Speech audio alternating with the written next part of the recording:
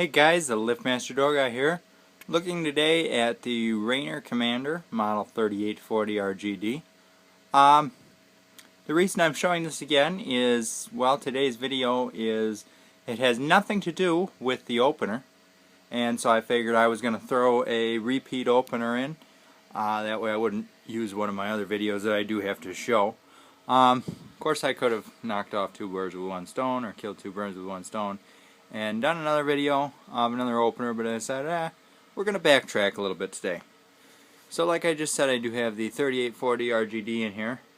However, I have a little bit of a door update for you guys. You can see we do still indeed have the Raynor relante in here, with a little bit different spring setup going. Well, the rest of my shaft is missing. And there's the other spring over there. Well, the issue was actually like right here. There was openers, certain openers, like when I get to them to touch and go, that I'm not going to be able to fit in here with this torsion bar the way it was. And so I redid my springs, and I put a little extra bearing on the other side of the spring, and I pushed the springs over as far as they could go. And so now we have the two separate springs, one per drum, and well, there's no torsion bar in the center here. So that gives me all the room in the world, as much room as I've got, you know, for my door to clear my rail, and plenty of room up there to mount openers now. And not to mention, I can also, now I am able to actually lay the motor head right down on the floor and angle it up there and put the front mount up first while I get to putting the back up, which makes it a lot nicer, because for starters I do have equipment right here that I have not yet dropped an opener on, and I don't plan to. Well, now that is sure not to happen, because I can now anchor my front mount first before I go and put the back up. So let's go ahead and run this today. Again, this is one of my favorite openers, one of my favorite, like I said, I have so many favorites. We're going to go ahead and run this with the Chamberlain 950 CD. Here we go. Or no, wait a minute. Yeah, 950 CD. Here we go.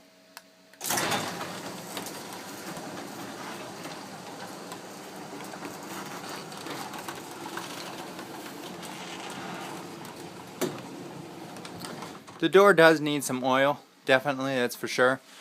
Since you guys don't really get to see it that much, we're going to go ahead and close it from an outside view here. You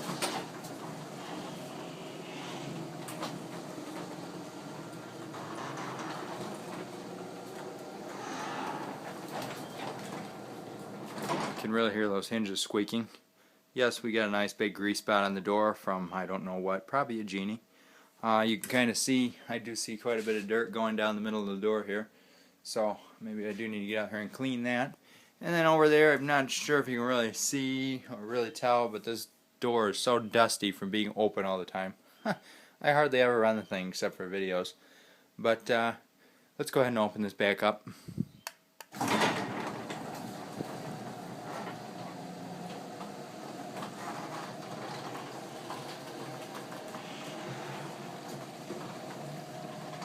And an update too on the curtain. As you can see, the power has been moved. There is no more electrical box hanging right there. I mounted it nice neat to this wall. Put the outlet down there. And this here is my Chamberlain light switch. So that is my antenna right there to turn the lights on and off for the 953. Or no, the 953 ESTD. I can't remember. Alright, well let's, you know what, let's just go ahead and run this curtain for kicks and giggles.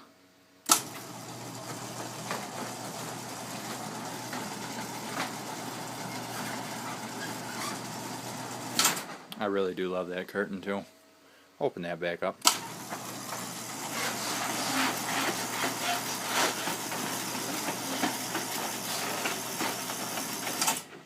There we are. We're going to come in here and close down this 3840 RGD. And that'll conclude this video.